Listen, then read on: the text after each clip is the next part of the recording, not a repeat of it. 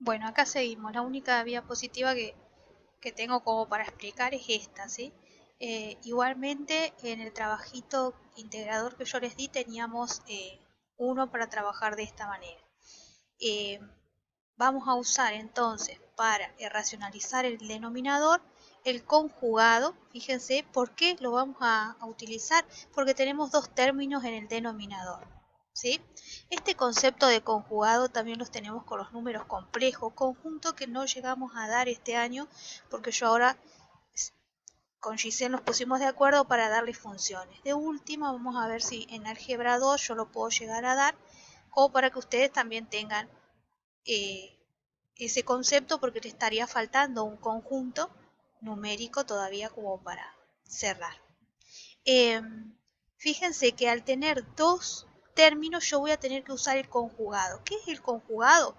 Es, eh, fíjense, al ser dos términos va a ser el mismo término copiado como está y el segundo cambiado de signo. ¿Sí? Nosotros tenemos el opuesto de un binomio, ¿sí?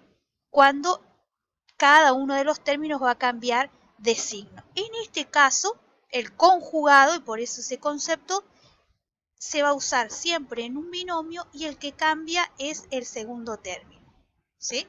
Entonces, fíjense, vamos entonces a usar el conjugado para poder lograr, ¿sí?, suprimir, sacar las raíces del denominador. Entonces, fíjense qué voy a hacer. Siempre trabajando con el conjugado entonces, ¿sí? Voy a copiar como está la expresión algebraica y la voy a multiplicar por su conjugado. Fíjense, otra vez uso la misma estrategia de multiplicar por 1, ¿sí? Fíjense que tiene que ser igual, pero conjugado. Conjugado a su denominador.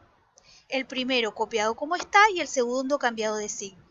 Lo mismo en el numerador. Primero como está y el segundo cambiado de signo. Una vez que lo tengo, yo voy a empezar a operar y a hacer todo lo que sé.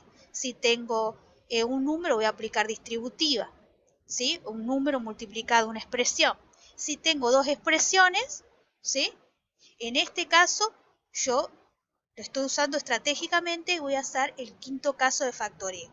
Si yo no sé usar los 6 casos de factoreo en total, uno es factor común, el número 1, el 2 es factor común por grupo, el número 3 es binomio cuadrado perfecto, el número 4 es trinomio cubo perfecto, el quinto es diferencia de cuadrado, ¿sí? Y el sexto es Ruffini, que un poquito lo vamos a dar cuando lleguemos a funciones polinómicas. Conmigo este año. Veremos a ver si enganchamos. O sea, siempre cuando yo aplico los quinto casos, ¿qué hago? Acorto el camino. Pero eso no significa que yo no lo pueda usar o que yo no lo pueda resolver. Fíjense, yo acá tranquilamente en el denominador puedo aplicar, ¿sí?, distributiva. Entonces, una vez que yo aplico distributiva, ¿sí?, y después el 2 multiplicado a raíz de 3 y la raíz de 2 multiplicado a la raíz de menos 2, voy a lograr 4 términos. De esos 4 términos voy a llegar igual a la expresión, ¿sí? Igual voy a llegar, ¿sí? Fíjense que acá le está mostrando que la distributiva van a lograr 4 términos si ustedes no saben trabajar con los casos de factoreo. Los casos de factoreo me sirven a mí porque yo acorto el camino. ¿Saben cómo acorto el camino? Fíjense por qué. Porque yo voy a ver esto y voy a decir, claro, diferencia de cuadrado. ¿Qué es la diferencia de cuadrado? Es el primer término y el segundo término. Acá está. El primer término y el segundo término siempre restados, porque esa es la condición de, les dice la palabra, diferencia de cuadrado. Siempre restado. Nada más que yo voy a ver el primero y el segundo término, los dos van a estar elevados al cuadrado. Siempre la elevación va a ser par, ¿sí? Así que al cuadrado, a la cuarta, ¿sí? Siempre la elevación va a ser par, cosa de que, ¿sí?, así trabaja, o esa sería la condición o la característica, ¿sí? Entonces, fíjense que ahí dio la coincidencia, ¿sí?, de que ahora puedo simplificar las raíces. Fíjense, para eso es la estrategia. Entonces, yo el índice 2 lo voy a simplificar con la potencia y entonces voy a hacer lo mismo acá. Fíjense que me va a quedar 3 y 2, ¿sí? Porque voy a trabajar los términos por separado. ¿Ven? Después resuelvo, me va a quedar 1 en el denominador, que eso es lo que yo quería, ¿sí? Que no me quede una raíz en el denominador, ¿sí? Y en el otro caso, fíjense que acá me quedaba 1, me quedó solamente esto. En el caso de acá exista un número, ¿sí? Yo puedo dejarlo entre paréntesis a esto, o si no, trabajar con distributiva y distribuir, dependiendo cómo me quede mejor expresado, ¿sí? Bueno, ahí acabo de racionalizar entonces, siguiendo esos pasos. Entonces, recuerden, es el conjugado, ¿sí?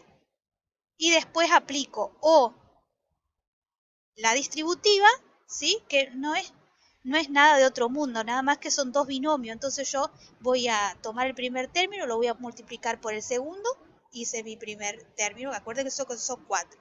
Y después voy a multiplicar otra vez el primero por el segundo, ¿sí? Acompañado de su signo. Y después, ahí ya voy 2. Después voy a multiplicar el segundo, ¿sí? Término del primer binomio multiplicado el primer término del segundo binomio. Y ahí ya me quedó el tercer término.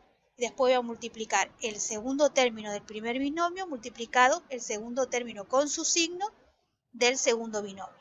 Nada más, ¿sí? Esto también lo ocupamos un poquito en funciones, así que lo que a ustedes les parezca más fácil, ¿sí? Si ustedes no están familiarizados con lo que es los casos de factorio, pueden ocuparlo, ¿sí? A la distributiva, que es una de las propiedades que más ocupamos, ¿sí? Con ecuaciones y durante la secundaria, ¿sí? Lo que a ustedes les parezca más fácil. Entonces, al trabajar con el conjugado, yo puedo lograr la racionalización, ¿sí? Del denominador. Ojalá les haya servido.